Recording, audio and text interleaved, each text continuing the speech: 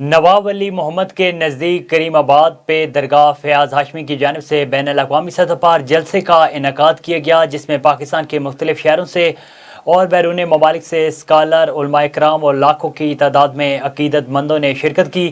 جلسے سے مصر کے آن لائن صاحبزادہ شاہد حسین الزاری، درگاہ محمد ہاشم ٹھٹا کے مسجد کے خطیب علامہ محمد یامین جماری اور درگاہ فیاض ہاشمی کے سجادہ نشین خادم فقیر علی نواز ہاشمی نے خطاب کیا اور خصوصی دعائیں بھی کی گئیں۔ جلسے میں پاکستان کے مختلف درگاہوں کے گدی نشین اور دیگر نے شرکت کی۔ اس موقع پر جلسے کی سیکیورٹی اور دیگر معاملات کی نگرانی صاحبزادہ عبدالستار ہاشمی نے کی۔ جلسے میں آقا سرور دو جہان صلی اللہ علیہ وآلہ وسلم کی شان میں نذرانہ عقیدت پیش کرنے کے لیے پاکستان کے مشہور نعت خواں انس برادرز اور محمد انیس نے نعتیں پڑھیں۔